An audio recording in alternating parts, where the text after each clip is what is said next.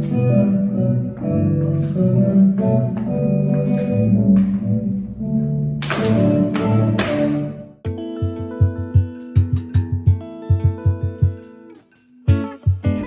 danse et puis je joue la comédie aussi quand même. Je parle un petit peu, moi je suis espagnole, donc je parle pas français sauf à un petit moment du spectacle. Je dis juste un petit truc en français, mais on sait pas si c'est juste quelque chose que je connais comme ça reste un peu mystérieux quoi. Mais Carmen c'est une gitane qui a un petit réseau, son petit réseau de contrebandiers, puis qui va évoluer au fur et à mesure. Donc on va essayer de récupérer ce Don José qui est une bonne poire pour lui.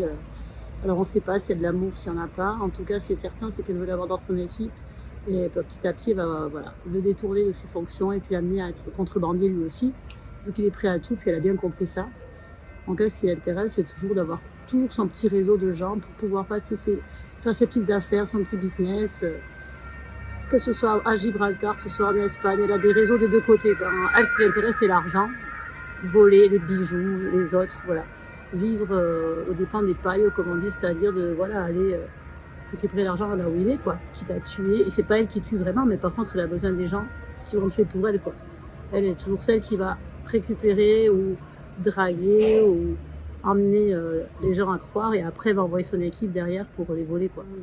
Moi je dis c'est intéressant parce qu'elle revendique cette liberté. Donc elle dit le dernier truc c'est je suis née gitane, je vais mourir gitane. Elle revendique cette liberté.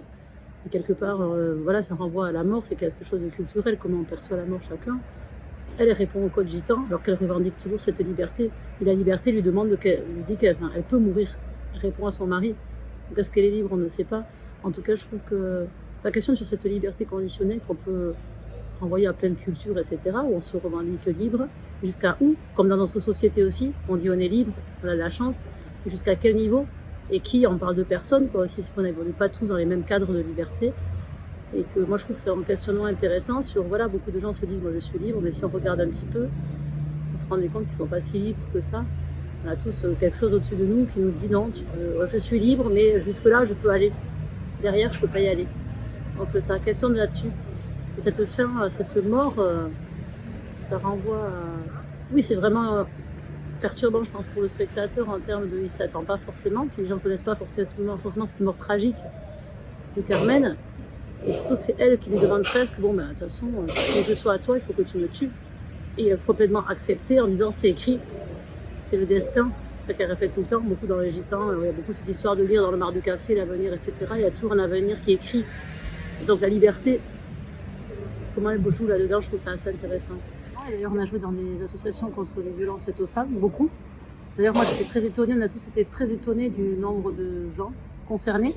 En fait, on a joué dans des accueils de jour où vraiment, c'était impressionnant, on ne se rendait pas compte. Des gens venaient vraiment se confier. Même nous, on était un peu mal à l'aise à un moment donné parce qu'on s'est rendu compte du poids. Je me suis dit, dans un quartier, il y a autant de gens que ça dans un quartier localisé. Je me suis dit, entre tous les gens qui sont loin, etc. Donc oui, ça a fait écho. Il y a une dame qui est venue nous raconter à la fin de son spectacle, qui était encore en spectacle et qui me prenait ça pour une histoire vraie.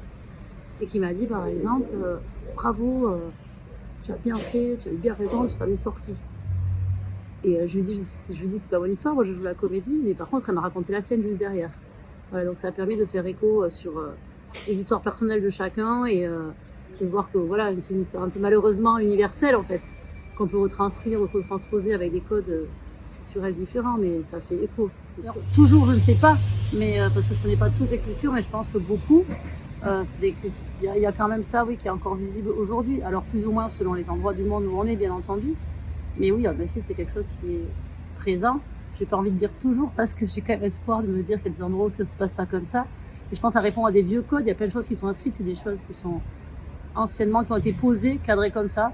Du coup, par l'homme, a priori, qui a dû poser son truc. Et puis, du coup, de fait, il arrive ce genre de choses derrière. C'est de repérer, justement, quand ça devient toxique. À quel moment il y a un déséquilibre. À quel moment on leur veut pas du bien. À quel moment leur liberté, justement, est entravée. Faire la différence entre un compromis, s'adapter et y mettre sa vie de côté, quoi. À quel moment est-ce qu'on leur laisse le choix? Est-ce qu'elles ont le choix est-ce qu'elles ont des vrais choix à faire? Est-ce qu'on leur demande leur avis, quoi, sur les choses? Merci. Voilà.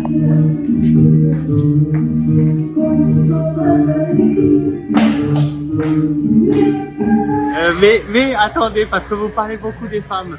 Mais je vais venir mettre la touche masculine, mais j'encourage tous les hommes à se questionner sur leur propre violence et la portée des gestes et des mots qu'ils utilisent en fait.